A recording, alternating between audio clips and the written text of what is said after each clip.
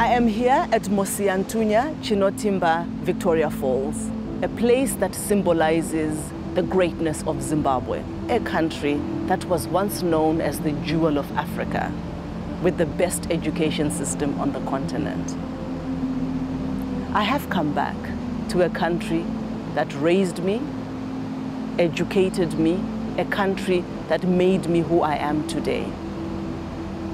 After suffering years of conflict and turmoil, I am here to find out what the future holds for the children of Zimbabwe.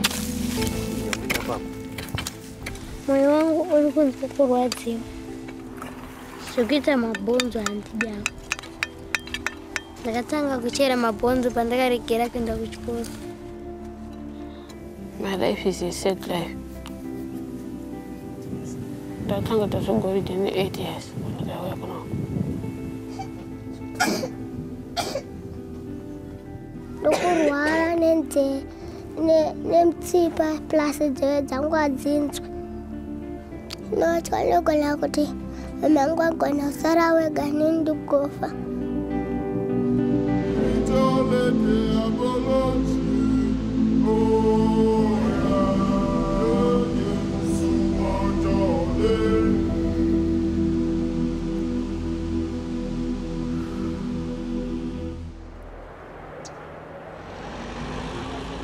My name is Xoliswa Sithole.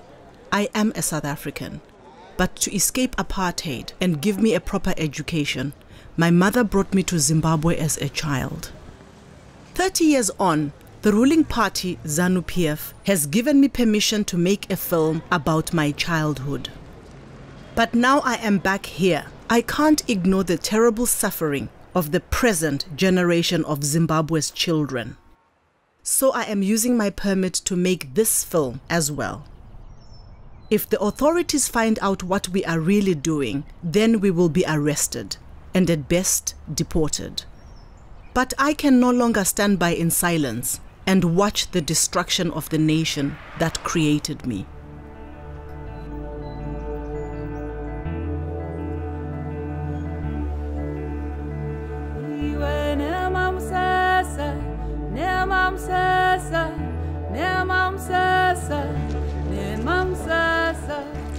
In a northern suburb of the capital, Harare, Grace lives with her sister Michelle and her father Joseph. When I was their age, education was everything. But life is so much harder for these girls.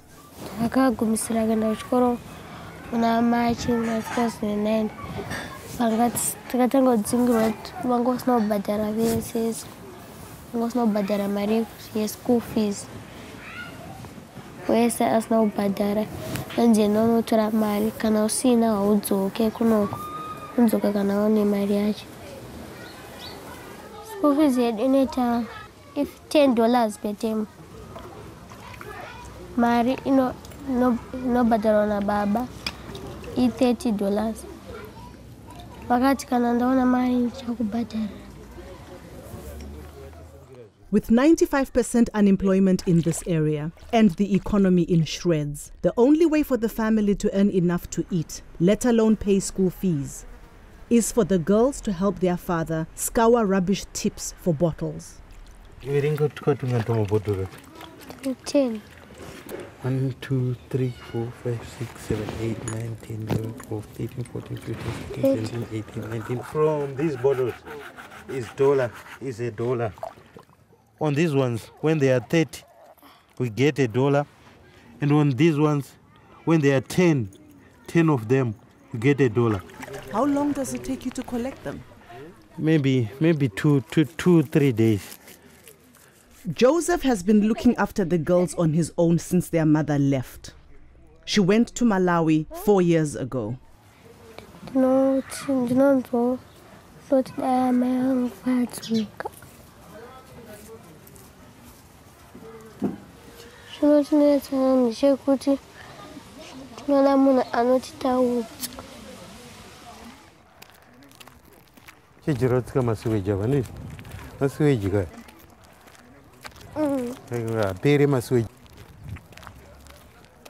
Hyperinflation in Zimbabwe reached 231 million% in 2008, forcing the government to abandon the Zimbabwean dollar in April last year. Most people now use the US dollar, but there are hardly any coins in circulation and few single dollar bills, making it very hard to buy and sell. Mangana. It's 30 for $1.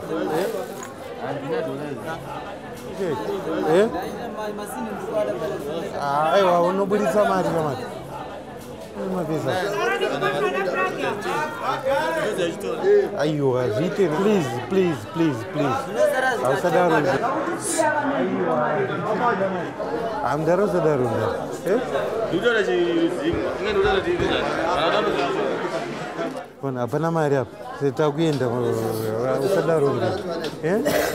Let's go. With such a shortage of dollars, people also use South African rands. Grace and her family will be able to eat tonight because they've found someone with rands willing to buy their containers. 1, 2, 3, 4, 5, 6, 7, 8, 9, 19, 18, 19, 20. 24, 5 rand. 5 rand, around 40 pence, will buy the family just enough vegetables for one meal.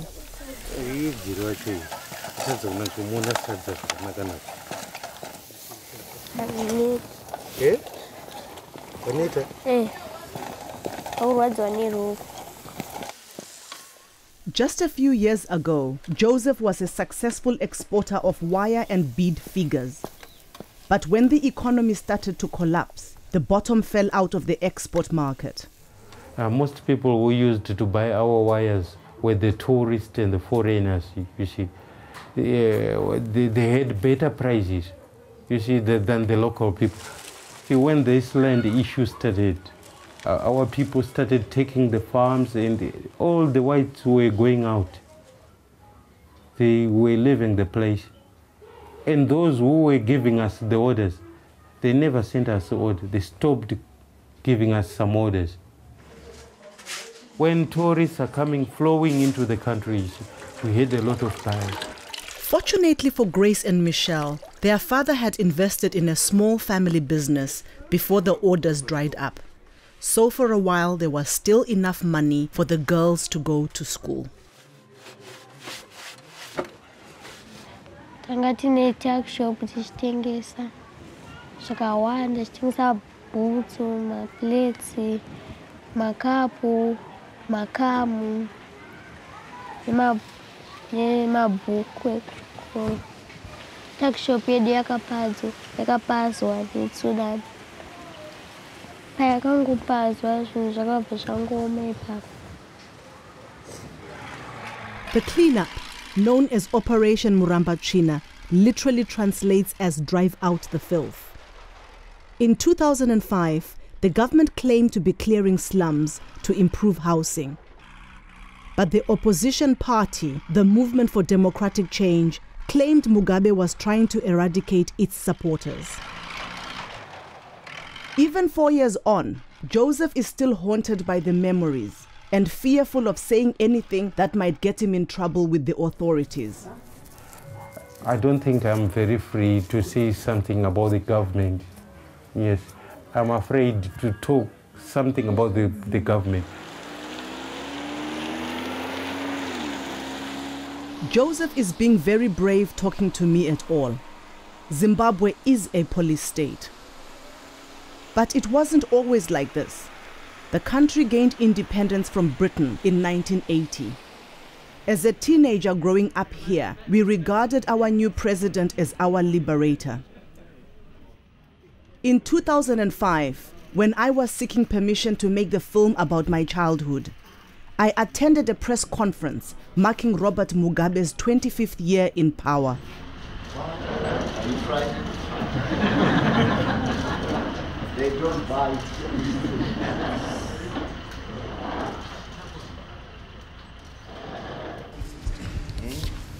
That is a story.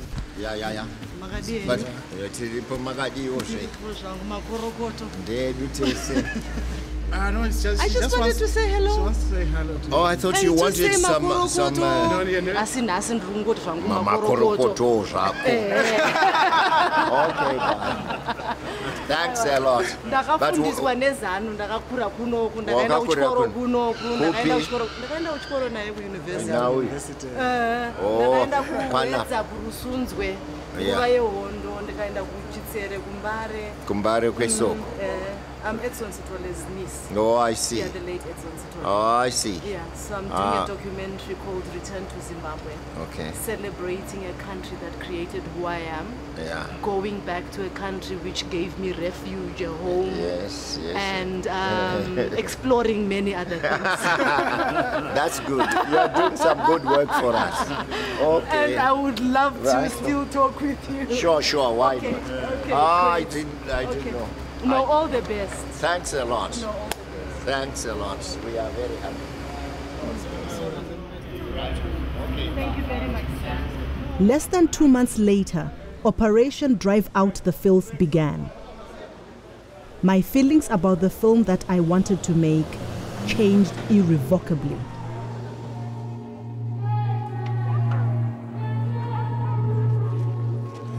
The UN estimates that the homes of at least 700,000 Zimbabweans were destroyed, and up to half of the victims were children. With nowhere to go, squatter camps soon started to appear on the outskirts of the cities. With no running water, electricity, or sewage, life here is hard.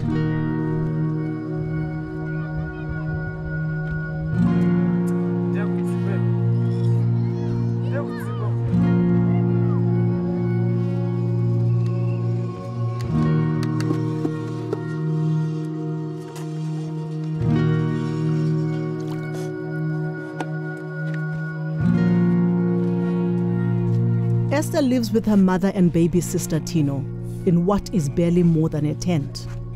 The AIDS virus killed her father and is now killing her mother. Esther is also HIV positive, but with her mother's health failing, Esther is now the main carer in the family. Esther, anturuzati mwana asikudya. Oisa kapoto kadiki-diki. Ombikira porridge. Toita kumumwisa. Kuti atombowane simba nekuti akasadya awane simba.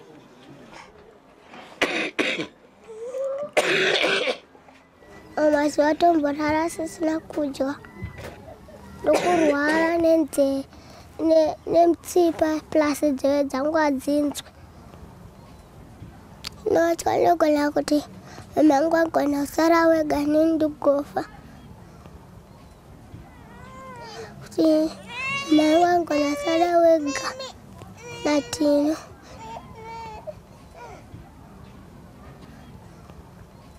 Nondineta chengeta mwana. Nakusenda kamoka. Ndombisa napkweni. Ndopeta magumbese ndontsvaira ndokoroba. Ndozotsvaira yadi. Ndosika maplate. Ndozowacha zvinhu zvemwana. Kana mama uziitira tsvina. Ndonengoitira magumbese. Ndogadzira. Sanhasi. Amai ndapukuta pamhiri pano. Ndapukuta mumakumbo. Zinorasa bhaketi rinenge rine tsvina. Tsvina inondinhuhwira. 1 in 7 adults in Zimbabwe has HIV. Life expectancy here has dropped by more than 20 years since I was a girl. It's now one of the lowest in the world. Sakaoma mwana mudiki akadai kuita basa rakaoma. Harisi basa rinoitwa nemwana mudiki akaita sewe mwana wangu. Sichanaka hazvo, Mwari dai andikomborera ndapora. Ndakuchengetaiwo sezvamuri kundiita.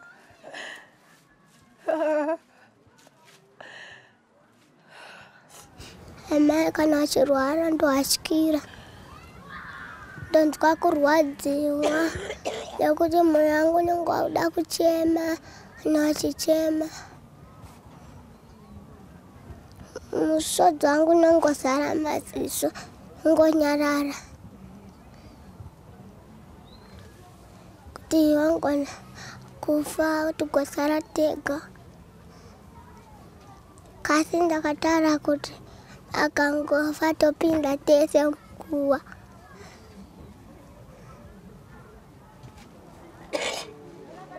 The burden of caring sits heavy on Esther's tiny shoulders.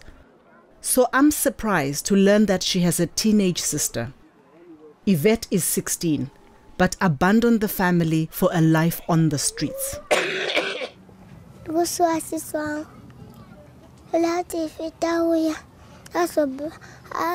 Arapise mama ndisachipata ndibatsiraita basi.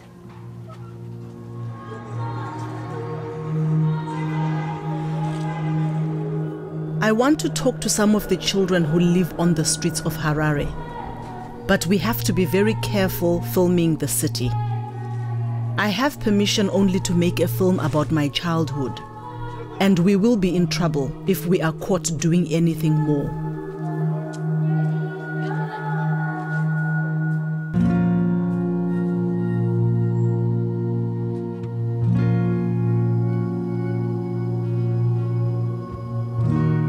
After 13-year-old Robert watched his mother die, he decided that coming to Harare might give him a better chance in life.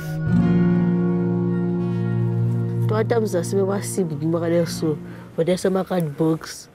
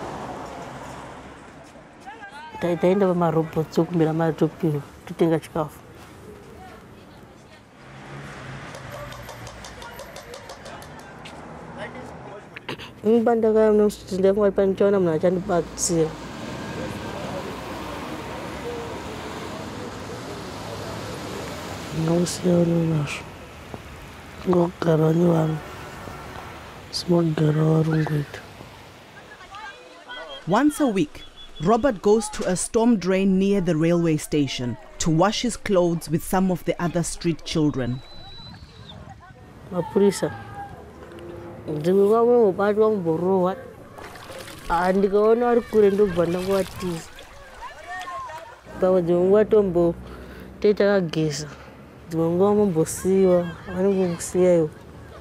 I was shocked when another street child, 12-year-old Morgan, alleged that some police use street children as unpaid labor. One per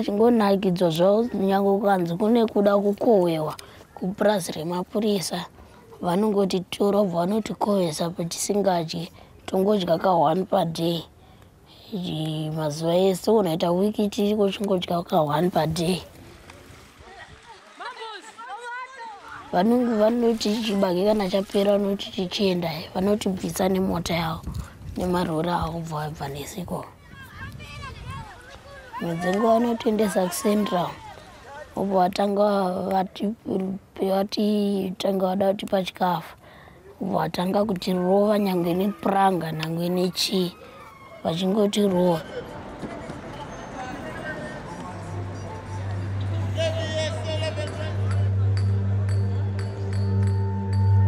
Harassment by the police is a daily occurrence here, but far more feared is the Central Intelligence Organization, whose plainclothes officers can be anywhere. Even if you've got an accreditation card, you always get pulled over. So wherever you go, you know, you're always feeling like you're watched. People stop you. And the other day, you know, when we were filming, there was a guy who came to me and he said to me, look, I'm part of the CIO. And I felt a bit harassed. If we are cleared, that's okay, but if you're not cleared, then we really have problems. I really know our contact. To say something bad about Zimbabwe. Sure. It's not good to say really image. They are not satisfied with you just giving them the accreditation card. They want to get into the reasons why, where is the film going to be shown, what are the purposes. Hello? You have to tell us how are you doing this? Like okay. What I've said. Yeah. Yeah, because I'm making a film. I have done this for the last 4 years.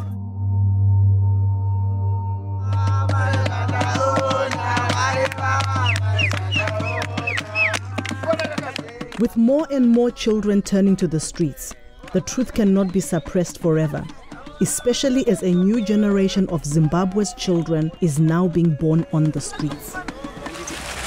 I'm 17. I'm street. I'm 2 years in the street. I'm on the shanty.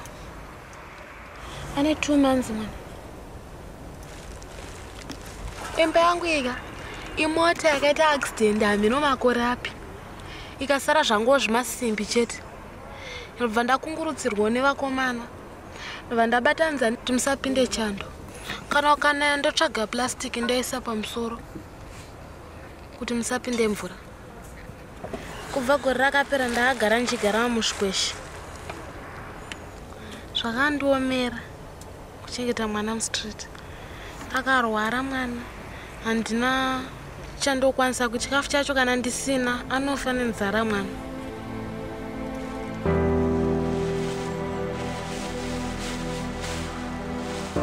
When I was in my 20s, there were hardly any street children in Harare. This country was the pride of Africa. But in less than a generation, it has changed beyond all recognition. 1 in 12 children here now die before their 5th birthday.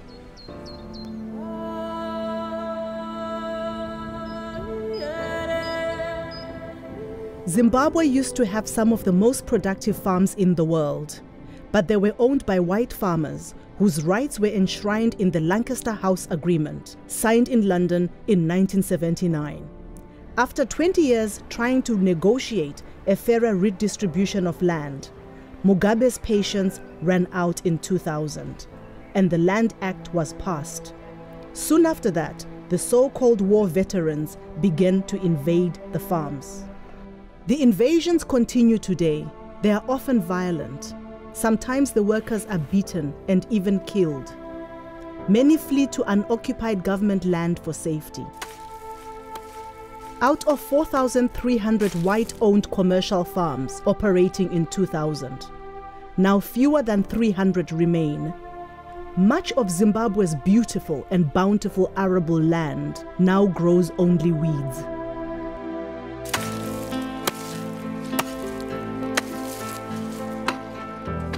Orbit is an orphan.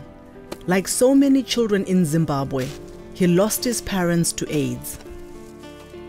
He lives with his grandmother, who used to have a secure job on a white-owned farm.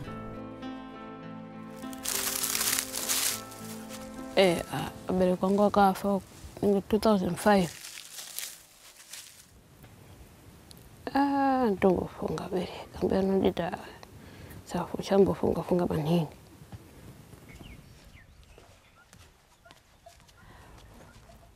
Ndaishanda kumapurazuku basa roforomani. Weso ndaisa kukunda futi murume ini ndaiziva kuti vana vangu vese vaishanda papurazi apa ndaishanda. Murungu uyu ndakatogara naye nini kushanda naye basa. Murungu ngari akanaka number 1. Aindibata futi maoko mairi tese nevarume vangu vanhu vaiti ndiri mwana womurungu. Asi vakazotsandaniswa kubvisiwa maorovheti Tende takabuda kupanda varungu vakaenda vachena. Orbit and his grandmother must now eke out a living from the land. Their only source of income is for Orbit to pan for gold. But this is strictly illegal as the government controls all mineral rights.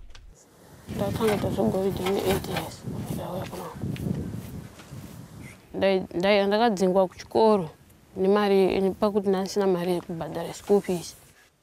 Ndauya kuno goridhe ndashanda naJona.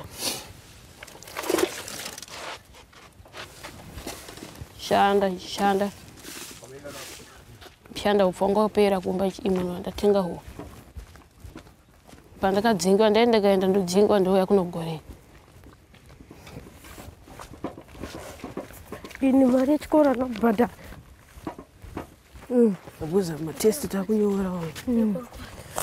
Achatingona mari yechikoro. Goridhe hardwork yakaoma. Kaya kuno dzimwe nguva 3 days usina mbokwanisa point. Point yacho inenge iri goridhe. Point yacho unopiwa $2. Kana vhiki chayo inopera sina mbwana $2. Kafuridza tenda naye pasikero. Akaona kuti yakwana point. Tenda kunyambamira tonotenga chibage. Tozoya kuno kupa ndozowana mari yekunogaisa maindo pandoita. Ufuna togona kugara 5 days chichi.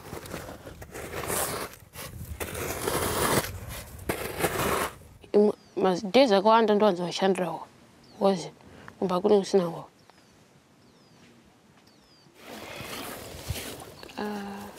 Patoti apa tankana ukumba ufu kana ndawana ufu kumba ndo ndotsvaga mari school.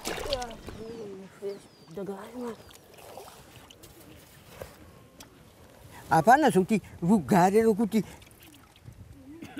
wabeti ndiye wararamisa inini kakati mzee kaenda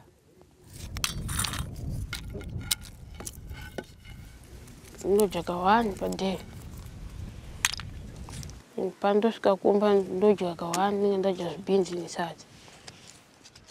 Beans zacho dzine poison zvoda kudirwa zvibiswa zvimoto zvacho nezvimakwati zvacho zvese.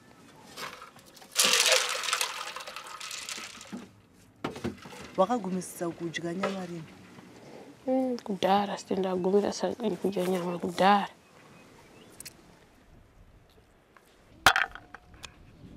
Mazuva amwe ndomborara ndisina kudya. Ndongoti hapana zvokuita chikafu chacho pane pasina. Amwe vangu nongonzwa kuradzikana to amwe asi kutambura nichitambura.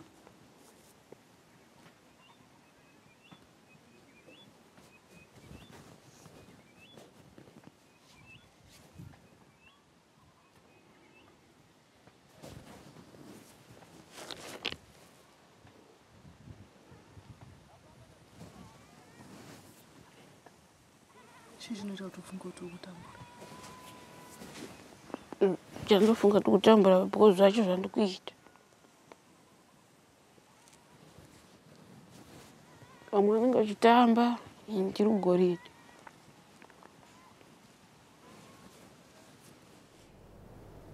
I have made films throughout Africa and I've witnessed poverty, starvation and the ravages of AIDS all over the continent. But the tragedy here is that so recently this country was first world. When I was growing up, we had excellent standards of healthcare, economic growth, and education. It's shocking to see how fast a society can fall apart.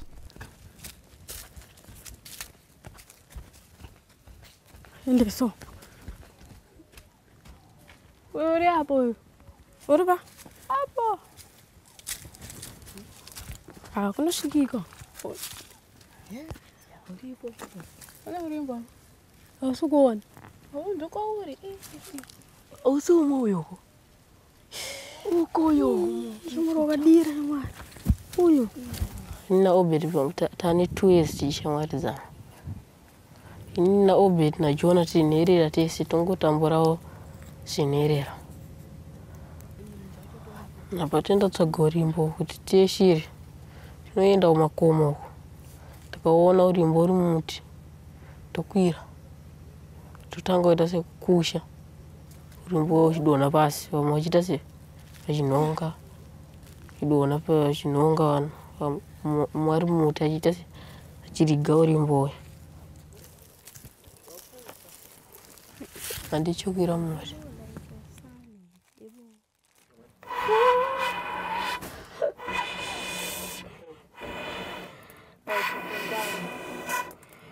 Samvura mpichani pe. Yakwana chamara usimuriwo kubika. Iyo ndo tumuwana kwacha kayo. Obeti.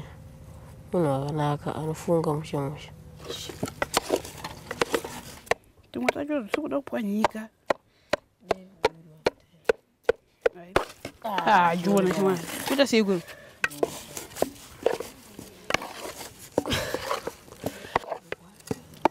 Obeta nembiri kugona chikoro. Kuti anokuramba ingotora manhambo wani chete. Pandeyo chikoro atombobatsira nevamwe.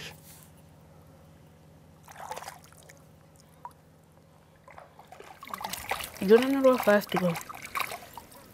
Rushote kumba kanditangira bati ndinda katanga. Uno kwana matema ngani. Korera yanga yakapisa mudunhu rino korera. Toto amwe akatofa nekorera. Ndombofunga kuti ambi vangu akafa hapana zvakuita. Hapana kwandoenda. Manje tinoita sei muriwo nako manje? Titora nenzara. Apa dautoenda kushiri. Muzvinetsa kungoenda kushiri musingabati. Nefa nenzara mukati musingabati. Manje tiri kuramba katetsa sei nzara tinofa kazvedu nenzara. Tinongodya dhaga. Dhaga panoti inobata shiri. Kwauna kudya vaya sakadya dhaga uchadiro pachu. Ana kufa. Saka Saka mudoti ife. Kambura utichidya. Kuti ngaite sei? Imi muneje na ndije dhaga. Aini ndinodya. Sasa dauda ushiri. Ngabata kamwe tete matidabata shiri. Ni kutobata. Batai zvini basa re.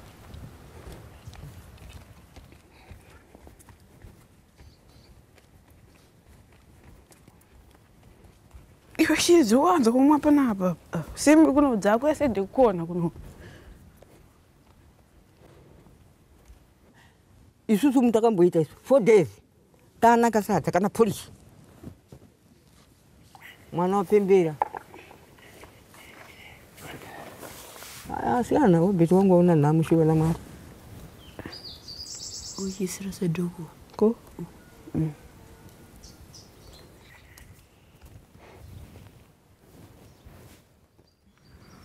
Asato nyoguru anezi, chiri nywana, chiri shibomwa.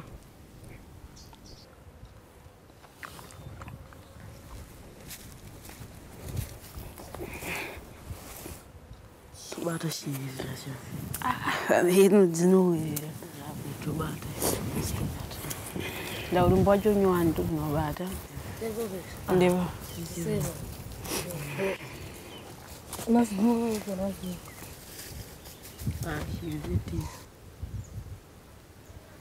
Pamasa hite shuda midona. Tukutsika. Katombotsika pasi. Nzira kaya kanike kaya. Tadzoka. Tataenda. Katsika. Pasi.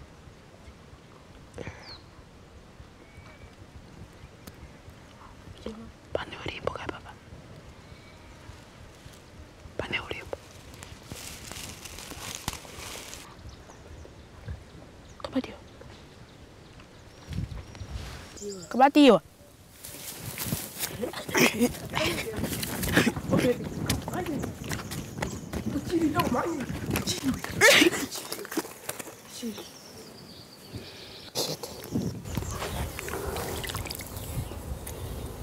DJ so.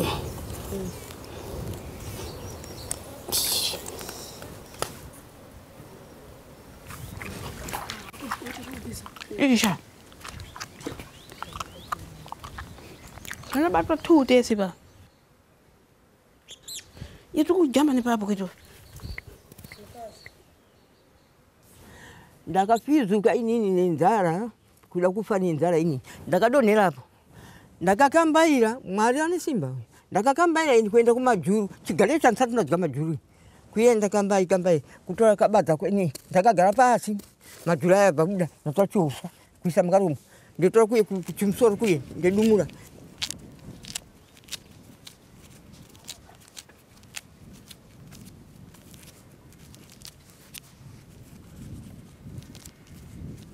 inzara hii yapedza vanhu so nzara chaiyo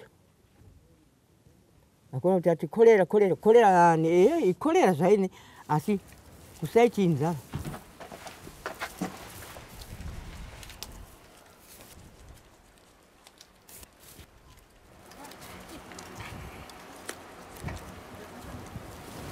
taneta bade tongoda bana zvokuita tichishingirira pavanokurara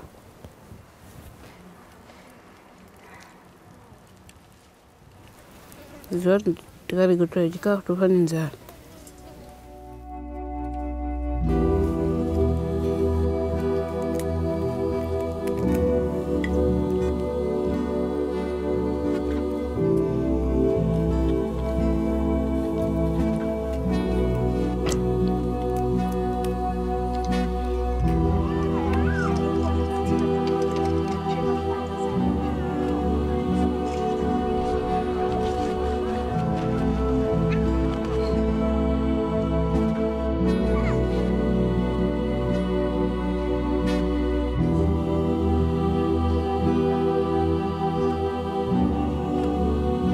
Back at the squatter camp, Esther has taken a turn for the worse. The little food they had the last time we were here has run out. Poor hygiene and virtual starvation means Esther has become very sick. No, I don't think I did.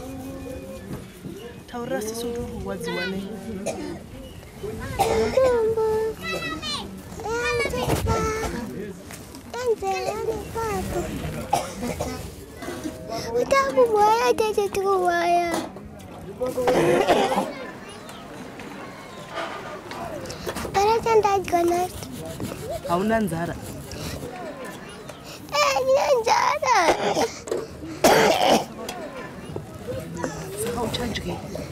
Hapana. Ninganangana tuwaja. Tatacheba.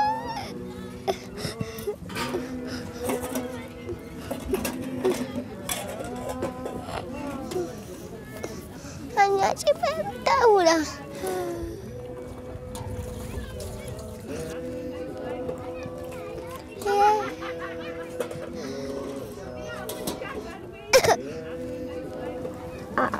Akangotanga kuri kuchayeko apa sasongoitowesi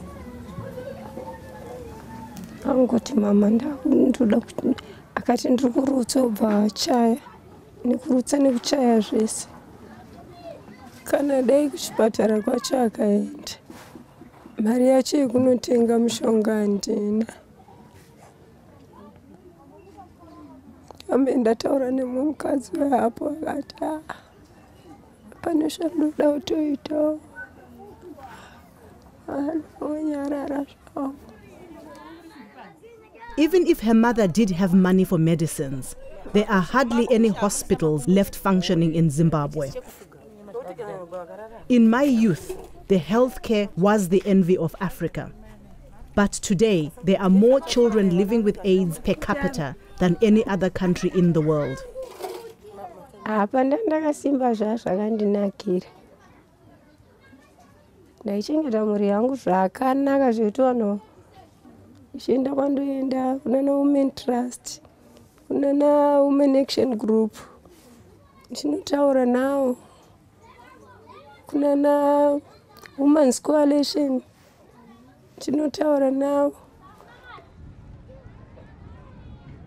Life for Esther's family was so different just a few years ago. Her mother was an active community leader. Ramba chine katanga. Vanhu vachingonzi pwanya mega dzimba dzenyu ingodedzera mapurisa nemasoja vari muzvimarori vachidedzera pwanya mega dzimba dzenyu pwanya mega dzimba dzenyu. Saka wakangori kwekutanga kwakatanga kudedzera tatakura mabhegi edu ataenda pachiground vatasvikutotanga kugara tuupfu twedu twatatinatwo ipapo tinatwo kumba tusvikutanga kushandisa kusvikirana twapera pandaona kuti zvaoma pasina chekubata. It becomes a situation whereby people are actually living undignified lives.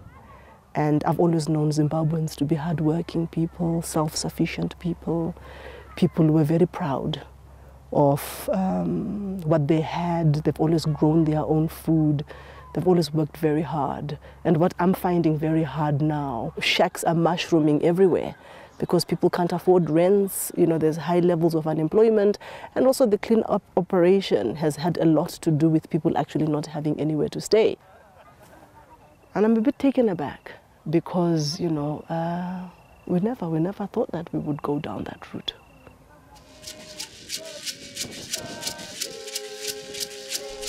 When we were with the street children, I had asked if anyone knew Esther's teenage sister, Yvette. We had no luck finding her on the streets, but this time, whilst filming with the family, a church group arrived from the city. Among them was a young woman who came straight to Esther's family tent.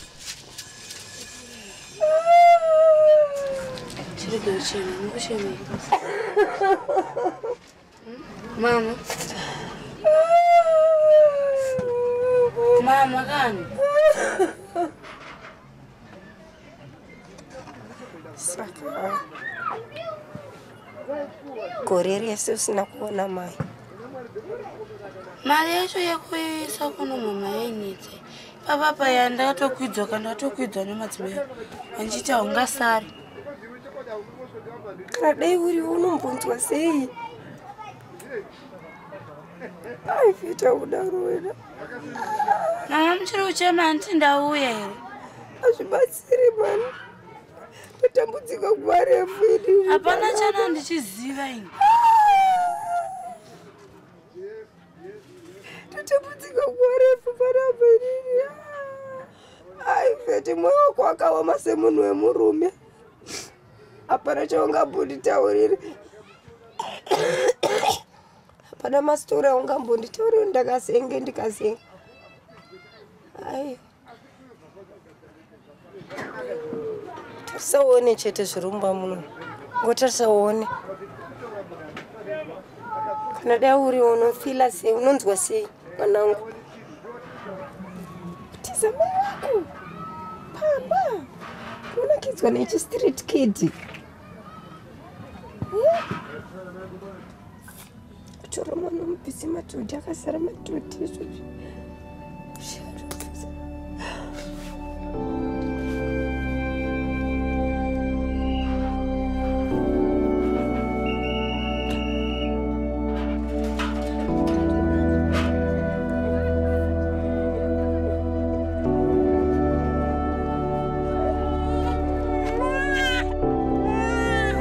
Yvette told me why she had left her mother and sisters 12 months ago.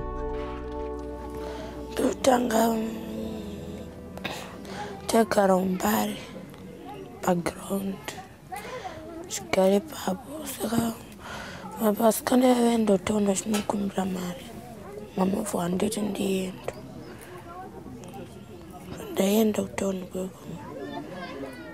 Ndaenda nchidzoka. Ishena nchidzoka. Saka vasikana vakati nepo vakati havachadzoka. Ndarekera kudzoka. Papo.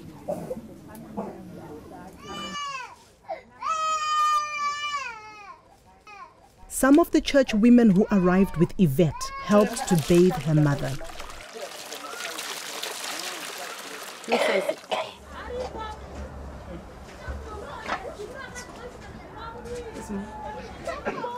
Mama anogara chirwara.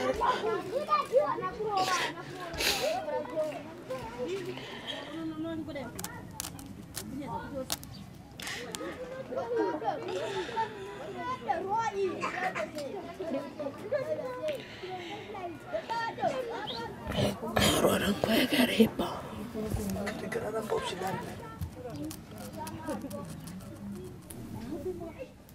Ndinotosvika tindogona kuuya ndichiona mama afa. Ndinotya HIV. Boyfriend yangu ine 21 years. Mungu anenge asina kuenda makondomu. Chirwere chacho chinotyisa hachirapike. Unenge wakutodawo munhu anenge achikuitira care, achikuchengeta. Saka unozomwana kufa. Iwe unenge uchitofanira kutochengetawo munhu.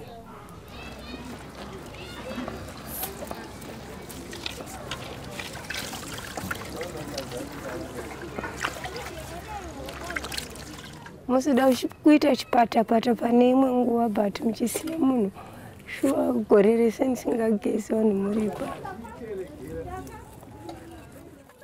Achiri kundikwadza ichi. Dzanga dzichitotera nekamoya kaikaite mhuru kaika chiripo nengi nekuti ndachigesa tsvinanga ikaomerera.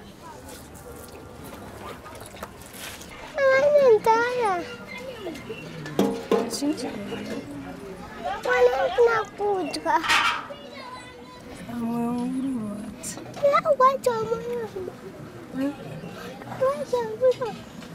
Wanda kuudza kusvikuita wani. Unotora hembe woningirika.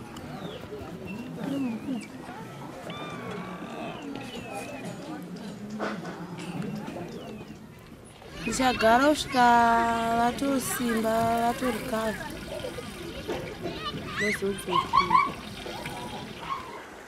Kana emonth yese ndogona.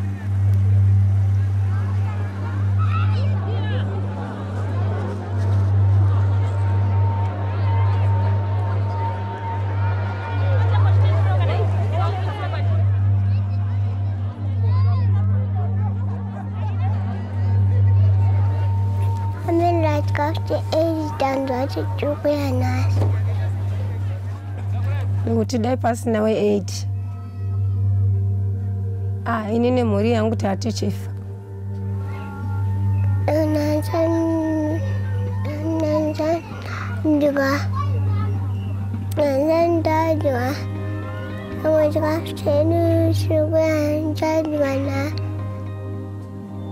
Changu ndinoita kutambirirwa. Nekuti handigoni kuendawo ikoko nekurwara.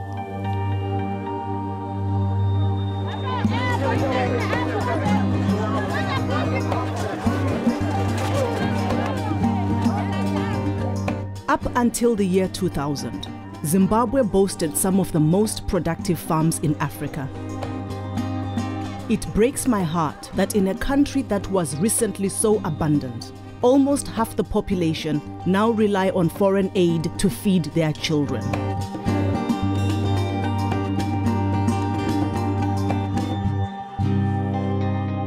Esther's uncle has come with the family's aid ration, but his arrival doesn't bring the same joy as seeing Yvette. Izvozvi tagara tisikwirirana pana. Vanotomboda kundirova. Pana. Kana ndikatiwo madii kudai. Vanobva vatonditarafu. Tofunga story zhinji makainzwa kubva kuna Esther.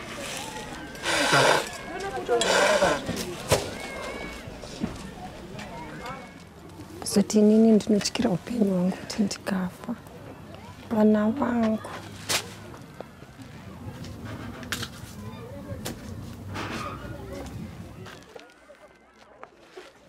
Saka kuti nditarisire kuti vangakwanisa kuchengeta Esther nemwana wangu.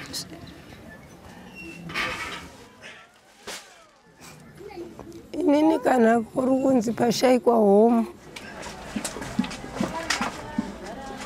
inotora vana vangu Andizivi kuti chii chichaitika pavana vangu. Pamwe vachangoitawo va-street kids.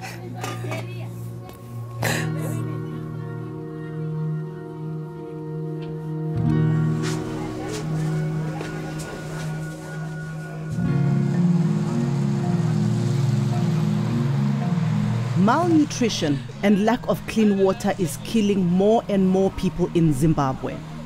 Over 4,000 people died during the recent cholera epidemic.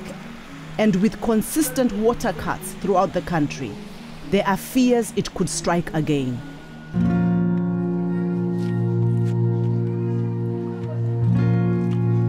In the suburbs of northern Harare, Joseph knows that the girl's survival depends on staying healthy, as they can't afford to see a doctor, even if they could find one.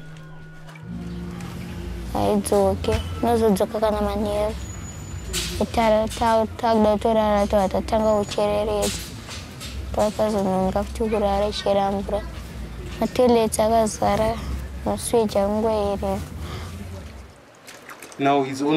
almost 2 days we have no water.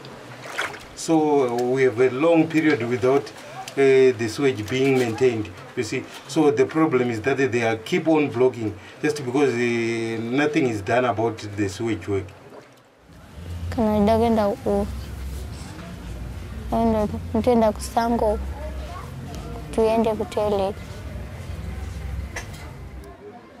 Can't live in a situation like this without toilets, you see. There are mosquitoes and flies, a lot of them. Every week we experience this shortage of water. So it's in everyday life. We have been suffering with this sewage work and water works almost for three to 4 years. What I've seen is shocking. I mean, I never in my life imagined that I would actually see open sewage systems in this country. I never in my life imagined that actually people at some point would never be able to flush their toilets for 2 years and actually having to resort to going to the bush to relieve themselves.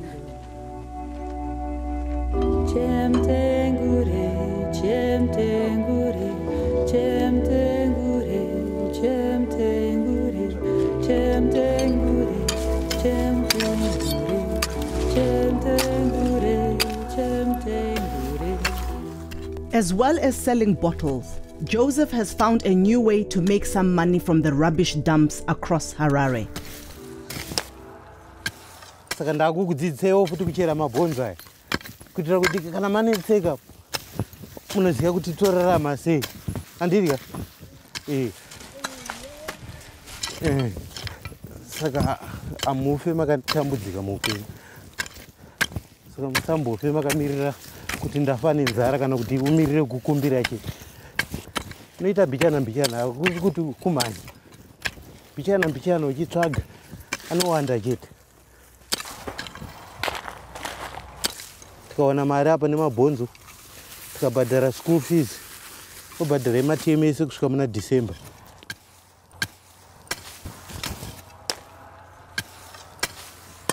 Basa randikuita rakaoma. Mabhonzo anoneta kuchera. Moyo wangu uri kunzwa kurwadziwa. Zvandiri mwana mudiki kudai ndinochida kuita zvangu zvimwe zvinhu. Zvekuita mabhonzo handidai.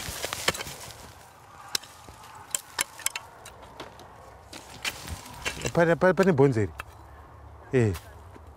Ndambori nhonga rimwe panga achichera. Regera kana chiri zvimwe. Ndikutoita itori child abuse andimona. Ndikuvatsenzesa basa ravasikafanirwa kusenza. Saka zvinotondirwadza. Anoiswa mune zvinhu zviri dheti. Munenge mune mazisadza, tsvina, zvinhu zvakawanda zvinoraswa zvine tsvina zvinenge zvirimo. Nyangwe tsvina unotomboiwana imomo.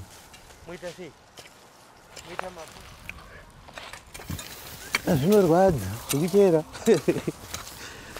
Kutamba nhamo.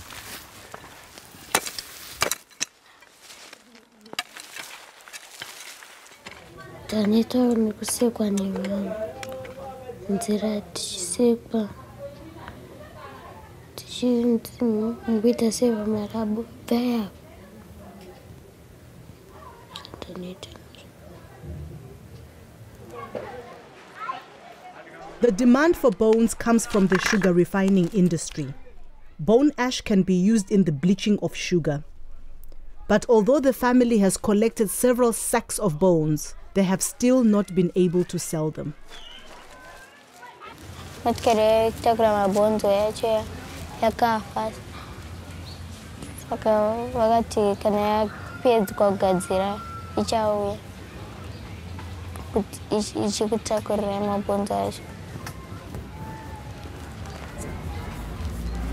Baba wangu alikuti kana ndano tora mari yangu emabonzo ndo pancha kubhadhari. Ufule tinchenda uchikoro rimezwa kanitona mari. Daneta nekutakura mabonzo ndochera.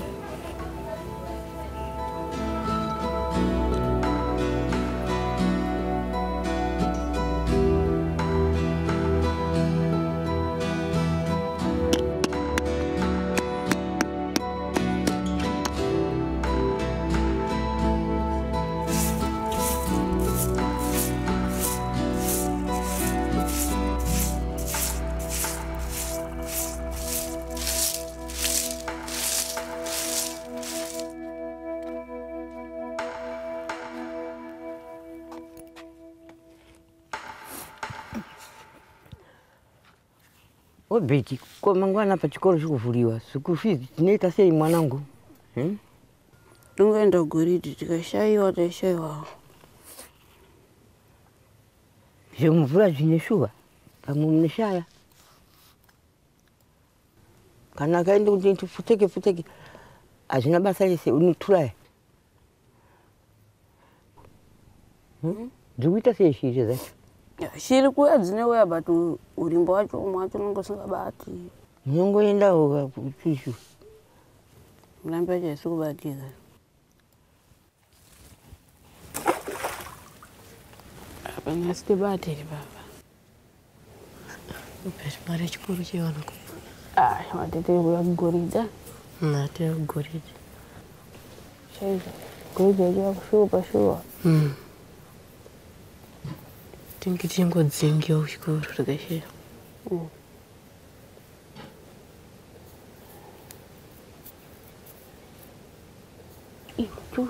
Machura. Nasi ndikona fana kuti kubata kana kudzukira disina bwana.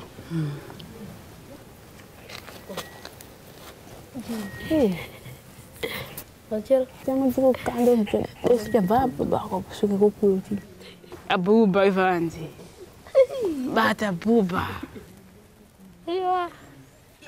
Machure. Apana papa kama.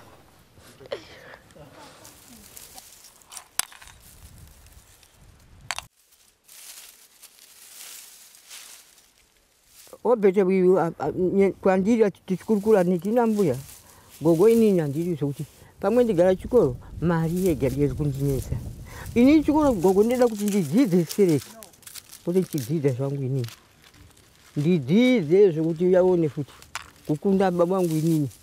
Baba wangu mamchakapo. Ndida kuadzanyirira ndichienda kucollege futi kunedzidza futi. Amboionawo kuti waonewo golide kana kuti aende. Aione. Irikutadzika arume akuru neiwo vakara vangaiwane. Vachere pano aona hapanayo, vachere pano aona hapanayo, vachere pano aona hapanayo. Mwana wangu akabega kupedza chikoro ndaya school fees. Moyo wangu unogumbuka sei. Ndakurarama kwemazuva ano kana mwana kuda basa kuti ashande kuningirikina kuziya chikoro. Mwana ndera kudzidza. Ona imi mukutaura chirungu apa. Kuziva ruzivo renyu abereki enyu akakushupikira iso stereki. Kuziva ona chirungu muneziva, chii muneziva, zvese muneziva. Handidya. Ndiyeswera nawo kare wobheti. Ndizvo ndida kuti ndiitewo. Inini ndeshupika.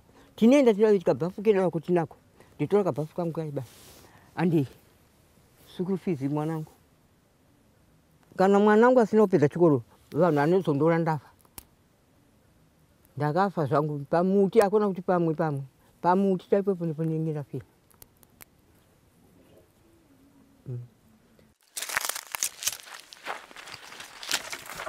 School fees of $2 a term are collected by the school's accountant.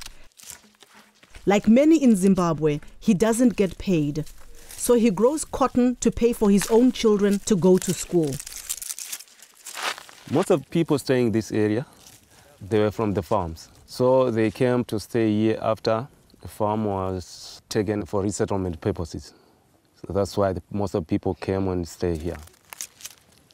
We have more than 10,000 people who are living around here. Most of the children from the community, they don't have money to pay for school fees.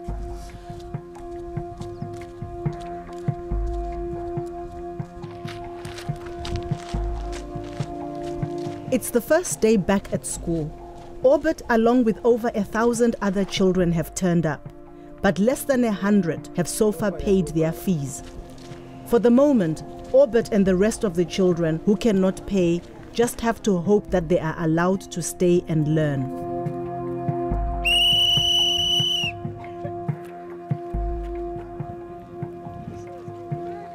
Right, let us sing our marching song and go into our respective classrooms. Marching song. Praise the leaders.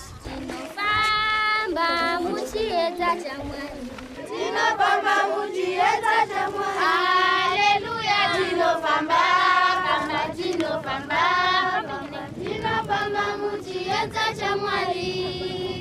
are you stopping? We are marching in the light of God. We are marching, marching, we are marching. We are marching in the light of God. Tino Bamba Muchieta Jamwari.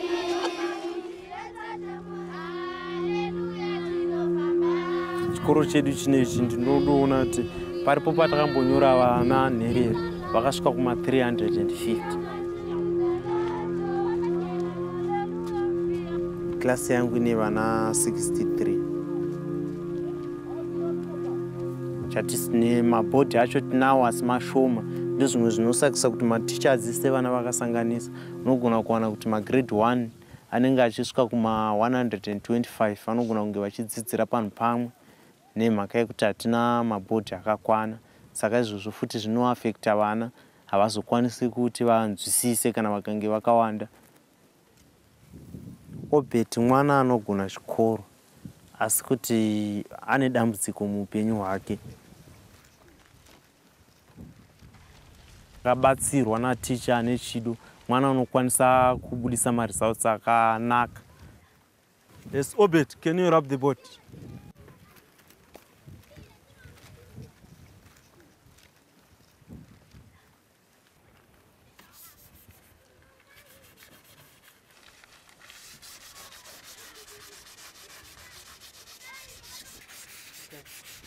Sit down. Last time we once talked about different religions in the world. Where do the Muslims worship in? Mosque. Correct? Yes, mosque. Where do the Jews worship their God, their holy place? Yes, Obed. They worship in a synagogue. Good. Clap hands for him. They worship their supreme being in a synagogue.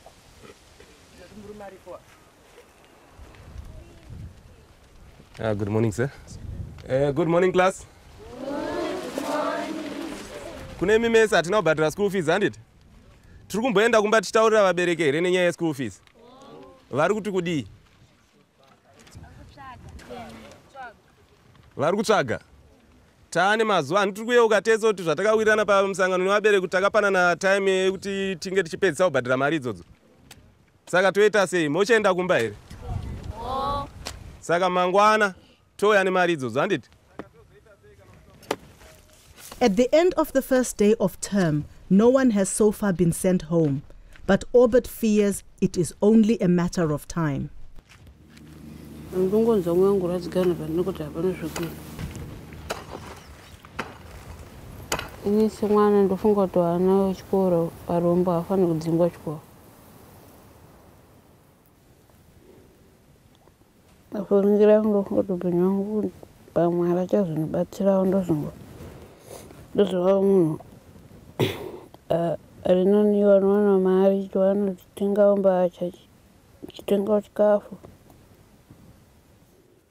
When I went to school, post-independence, Zimbabwe had the best education system in Africa, if not in the world.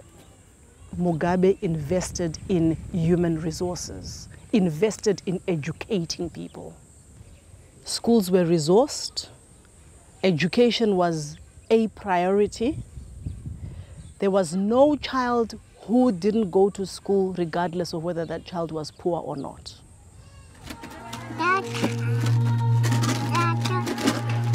The last time I saw Esther, her sister Yvette had promised to stay for at least a month, but their mother was gravely ill.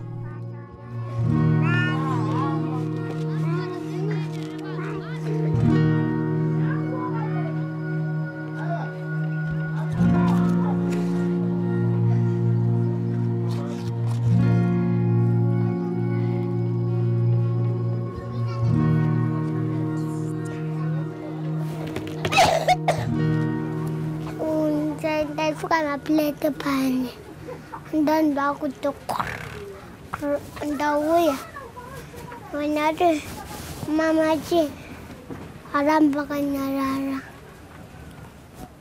baka joiska dangwe kangot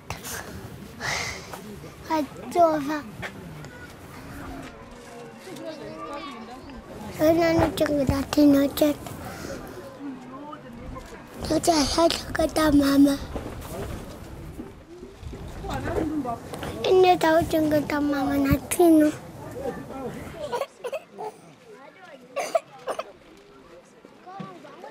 Kata mama nang pakafa. Ama satu akan cari sekolah.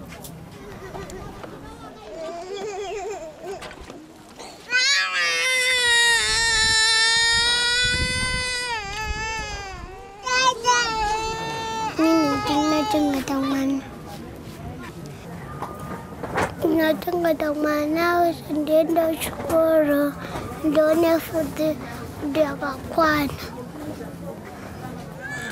tu juga kakuan. Menalau sudah balik hati, kacung kurang pijan. Ada jago di nombor ni, menaf, ni cakap samsi.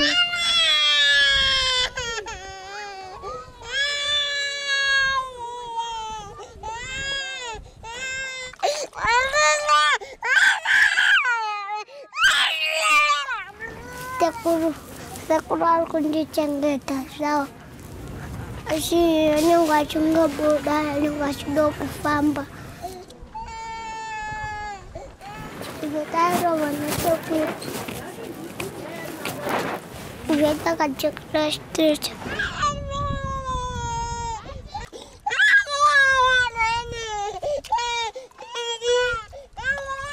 Tuhan cenggeta mana? Nalpan ini.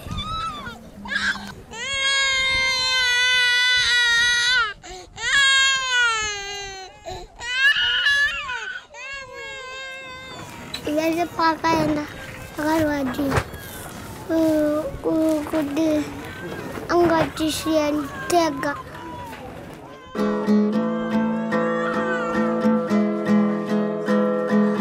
I managed to find Yvette at a feeding center for street children in the city. She explained to me why she had deserted her sisters.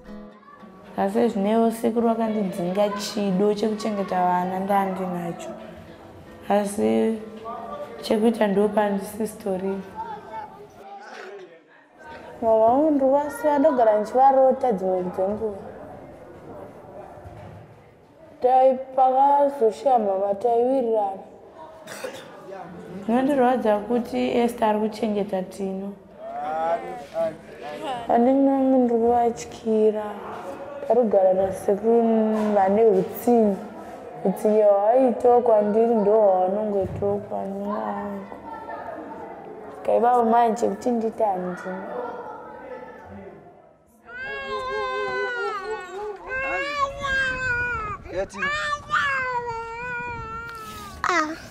Ada cerita cerita bocor. Yang nak jauh aja. Buswa memang. Mama, saya buat sendiri jenggot. Jenggot tak cukup.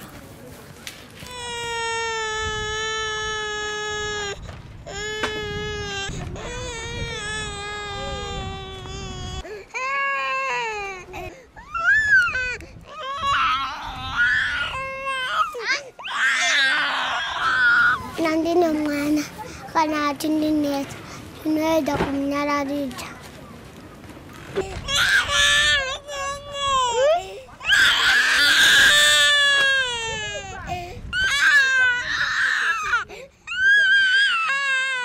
Mana anaknya terus anak ucap nunggu mesti ada.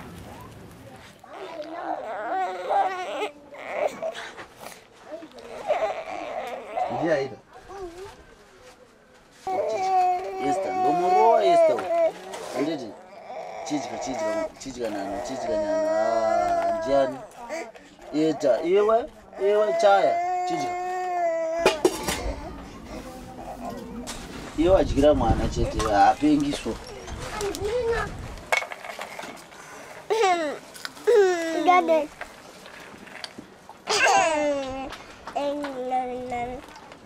Tidak ada.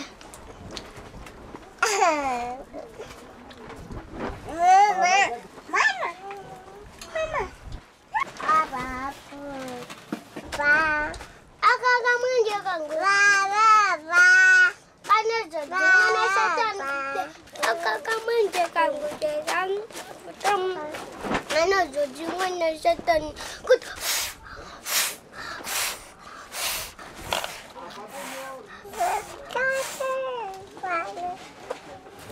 Tinalong bocai.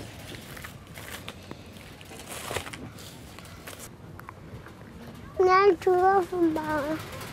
Kuti ya tiana karuga ala. Kuti ala rame. Ngonak tofa. Pada kala mahsyuba. Nanda kurara. Kurara. Difunduka. Jadi makanya syukur. Kapura ni bamba. Aku jaga mana. Tangga funduka. Jadi orang numpuk fadi. Nenek do mazaya senang gogaran kaki. Breku mata sisi nggak sirwa.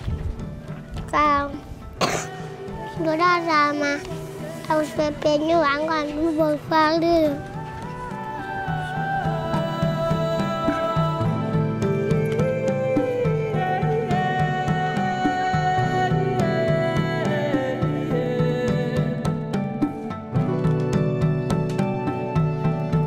In northern Harare, Grace and Michelle are trying their luck and have returned to school even though they have no money. But with teachers not having been paid for months, fees aren't the only obstacle to the girls getting an education. Takatanga fikira fure sakasata mbufunda chini.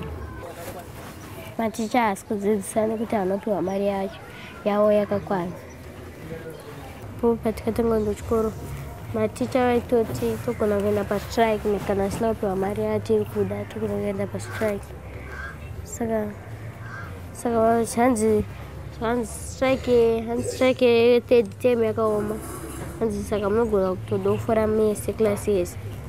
Saka mutoene mari muende kuma extra lesson.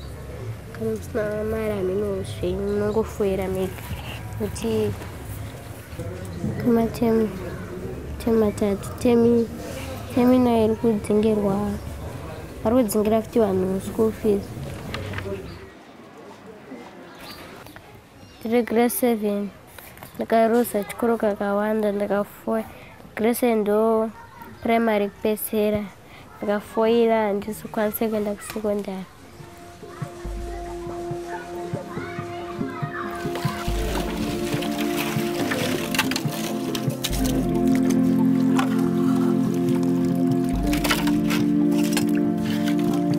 pachikoro anenge achitidzinga achida kuda mari yeschool fees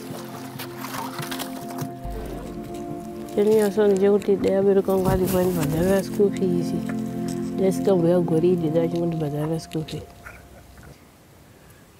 headmaster achandidzinga mari yeschool fees achiri kushupa kuana toti headmaster kusidzira mangwana vanhu vakutodzingwa nenyaya yeschool fees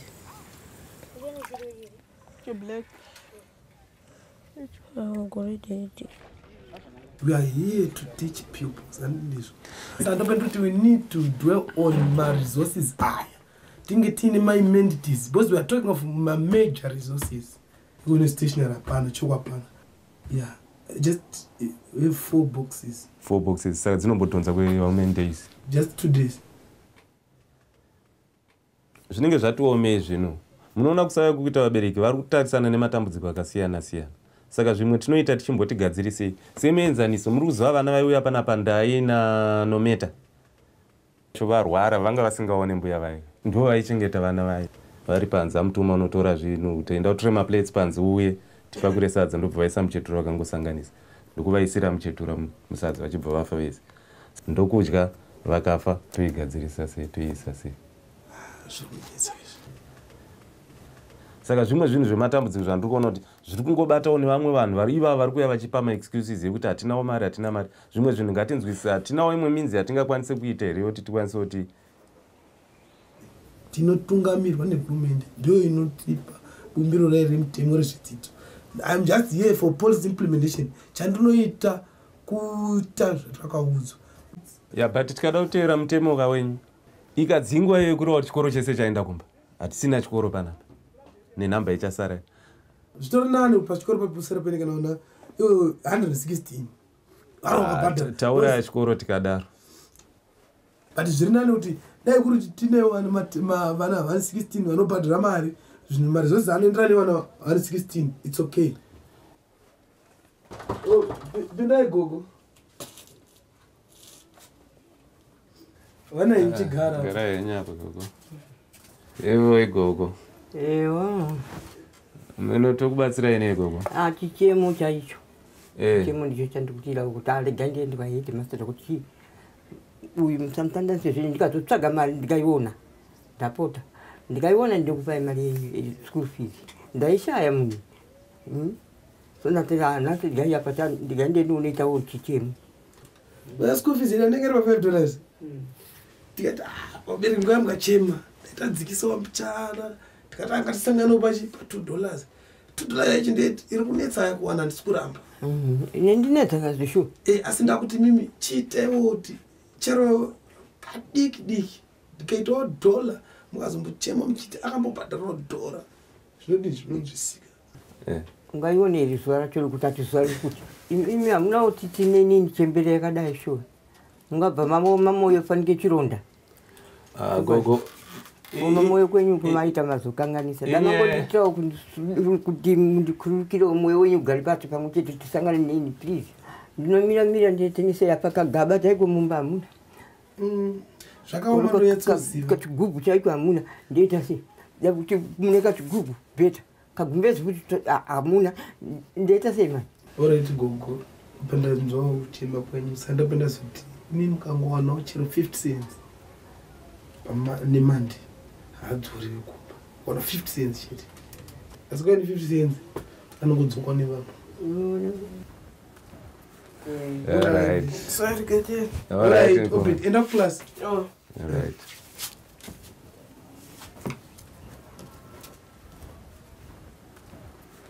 Ah, 50 cents ndikana mwina.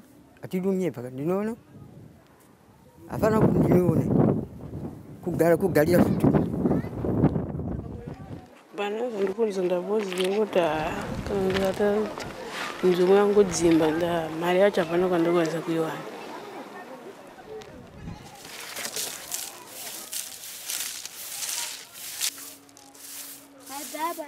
In Harare, things are not working out for Grace either.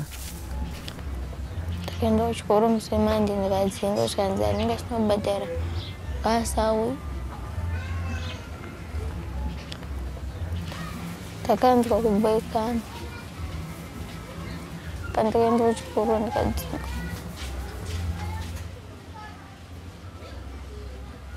If things don't change, I see my daughters in shambles. I don't think they will have a better life. They will keep on struggling. Excluded from school, Grace has no choice but to return to the rubbish dumps to search for bones and attempt to earn her way back into school.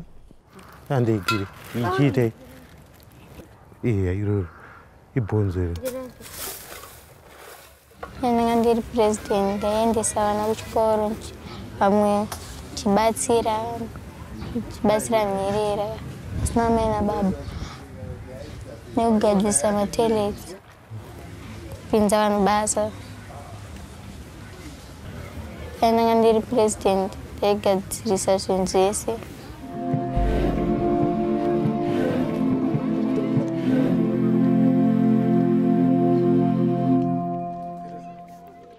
At Orbit School, the headmaster has given his accountant a list of all those children who have still not paid their fees. The school is owned by the government, but sometimes it's failing to supply the needs of this school. We don't have money to buy stationery, you know what I mean? So if we let the children stay here, how can the teachers carry on their job? They had no chalks, no books. We have those things from the money they pay as a school fees. Today I've come here to send back the kids to tell their parents to give them money for the school fees. Since the term started, some of the kids paid school fees, but 3/4 of the kids haven't paid the school fees yet. It's not good, but that's how the situation is. There's nothing I can do. I have to send them back home to go and tell their parents to give them money for the school fees. Ngoti kurangu mangwana ndakabiganda chikoro nokura pasina chaunongochiziva.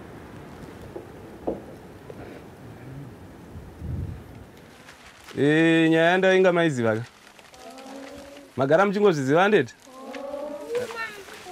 mirai apa pasina kubhadhara vaya mirai apa imdimu musina kubhadhara mari andeti ande right iwe hey. ande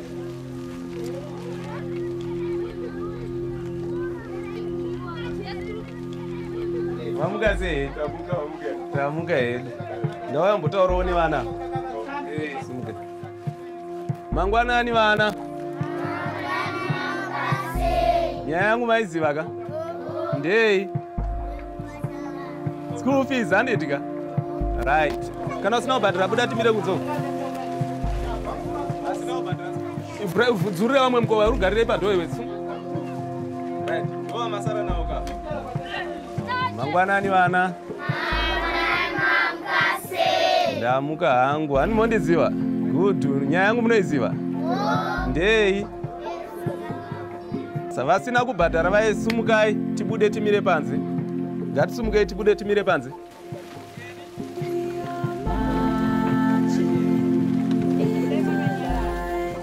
endai munomirira parefu apo ipai mukana vangu ande musamire ande handisida kuona anomira pachikoro apa ande right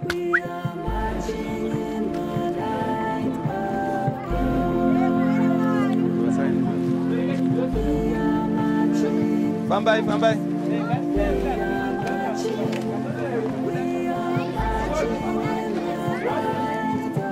Anomoziva nyaya yangu kana ndinge ndauya kudai. Se vasina kubhadhara school fees, sumukai tiende timire apa. Ngatisumukai tiende apa, tisapedzera vamwe nguva, ngatifambe izvozvo takanyarara hedu. Fambai, hande vanangu. Hande. Right. Hande kumbatontora mari. Hande.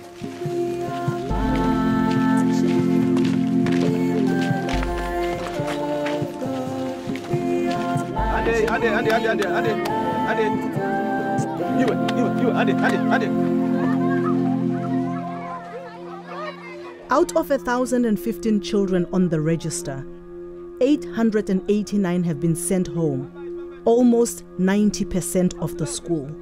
Ande.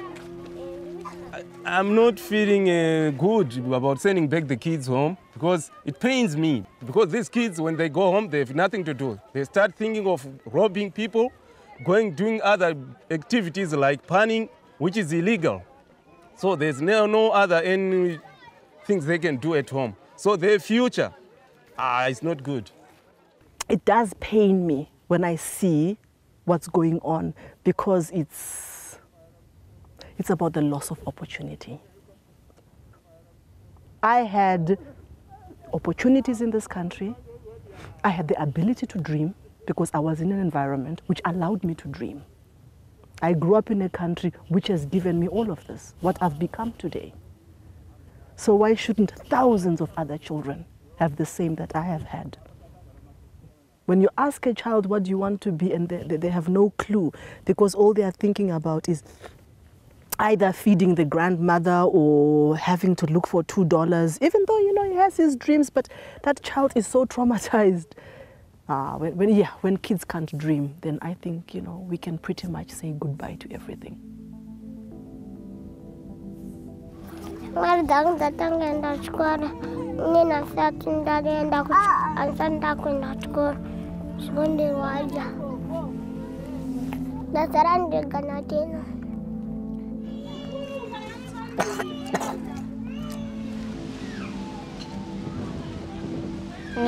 Ngasenda kuchikoro penyangu ninge wakaya ninge wasina kunaka chino nekuti ndinge sina kuenda kuchikoro. The school fees wishaiwa chikafu chitu shayo.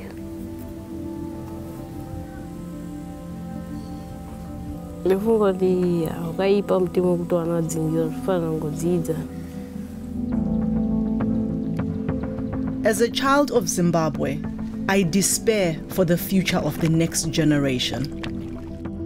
As an African, I am angered that so many of this continent's leaders continue to watch Zimbabwe's decline without question.